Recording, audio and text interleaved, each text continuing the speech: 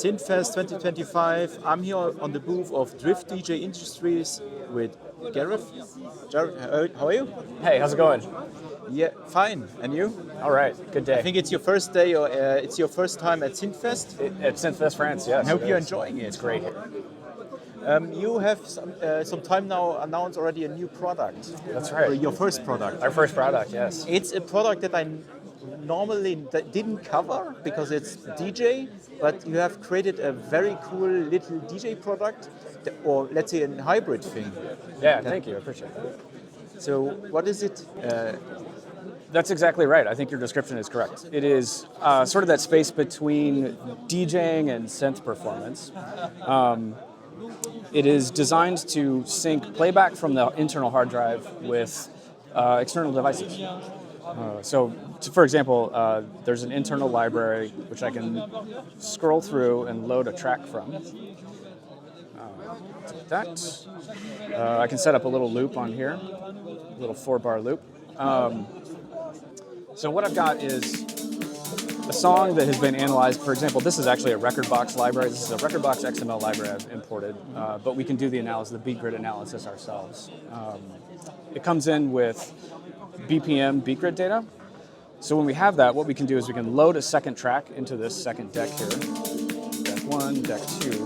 I load a second track in from my library. And I can play it, and it will stay synced, sort of DJ style syncing, because both of these have an analysis on them that lets us sync up the beats. Now, once I've got this tempo going, what I can do is send that tempo out as a Euro rack clock to external gear. So if I hit play on this middle deck here, again, deck 1, deck 2, this middle deck is the external deck. What's going to happen is it's going to start the T8 and take the audio from the T8 back in and show that as a waveform. So you can see there's a kick drum coming in.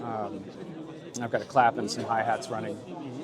So that's all being played back in sync with the original tracks. The idea is, in a performance, if you've got like your 404, you've got your groove boxes, and you're playing back your music live, you can be doing a backing track behind it. You can use this to sort of mask a track switch, or if you're just jamming and want to sort of stitch all your gear together, this is a great way of doing it. And speaking of jamming, while you're jamming, you can actually come in here and record everything you're doing down as a WAV file to the local hard drive. It is local. Yeah, that's right. How much? 32 gig hard drive. It is designed for sort of lossless audio, but we do support, it's designed for lossy audio, excuse me, but we do support lossless formats. So it's also basically a capture method for your DAWless. That's exactly, yeah, exactly right. If you want to be DAWless, this is a pretty good way of doing it, to still be able to record. And this system, we have a tape edit system on here that'll be coming out soon that lets you splice your recordings. So to record it to a wave, you can splice it. You can then reanalyze it for beat grid on the local device. And how does it record? Is it done in one file or individual files? Yeah, we're still working on that feature. It's still in development. So currently the plan is just to put it down as a 2-track. But we do have the sort of throughput capacity to actually do multi-track recording. So we're sort of exploring what that might look like on a device with such a constrained UI. But I do think it would be really cool. I'd love to do that. Yeah. And how many external signals you can input? Is it 2? Yeah, so it is 2 stereo outputs and 2 stereo inputs. So right now I have 2 mono inputs in because these devices are mono. But they're stereo. You can split, and critically you can go in and route the 2 stereo tracks into, you can route like the left and right channels individually. So you could be, as you said, you have 2 stereo. You basically then have 4 inputs. That's right. Yeah. So for example, if you're working with a Euro rack setup, you have 4 mono inputs that you can individually control. Is there a setup inside where you can go make them mono? Yes. So this and actually this is it. So if you look back, this is the mixer panel. This is our mixer UI, and it illustrates 2 stereo outputs here. The 2 left channels are the stereo outputs. So for example, I've got the main left-right going out to our headphone amp. And then I have the secondary left-right split into a headphone Q signal, which we're not currently listening to, and a clock signal, a Eurorack clock that's going out. Now, these two stereo inputs here, these have the external gear on them. And I can route each individual side of that stereo signal individually. So for example, right now they're going to that middle external deck that you saw, but I can send it to the left-right mix to bypass everything. I can send it to the headphone cue signal. I can also, importantly, send it to deck 1 or deck 2 so that it's on the fader, it's inside the EQ, it's all of the sort of effects chain on deck 1 and deck 2 receives that signal. Okay. And are there also some finalized effects? Yeah, that software hasn't been written yet, but for sure it's a suite of DJ effects that we launch with. And then because there's so much sort of DSP headroom on this thing, we're going to keep working it. So it's not, so you're built in a good CPU DSP for. That's right. It's a quad-core ARM CPU. It's sort of the same hardware platform as a lot of So it can be devices. expanded with software. That's right. Yeah, and to that end, we actually, the SDK that I'm using to develop this thing, the software development kit is all written in C and it's public. We have It's open source. It's an open source SDK. It's up on GitHub. The only thing that's not public yet is the audio time stretching engine. But as far as transport, as far as getting access to buffers and playback on the thing, you can do it. And there's also a software installer system. It is a full Linux computer, so everything that you can do with a Linux computer, you can do on this. Okay, and it will be also a black version, yeah? That's right. And here's a different setup with the Eurorack, and so it accepts Eurorack levels. Yeah, that's another important part.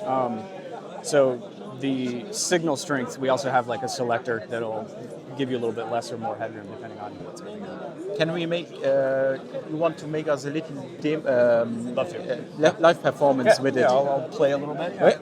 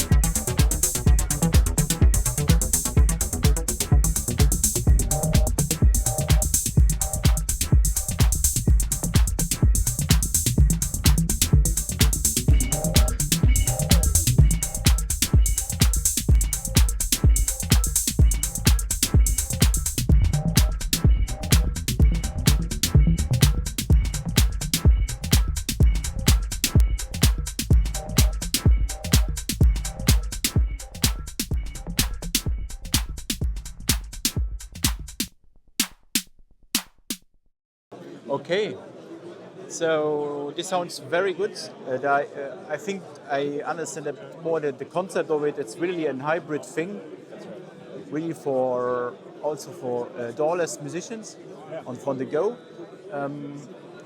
What is now the plans for you? How far is the development? How is the release and so on? Sure, yeah, we did a pre-sale. We gathered enough money to build the injection mold tooling so that we can start making it out of ABS plastic.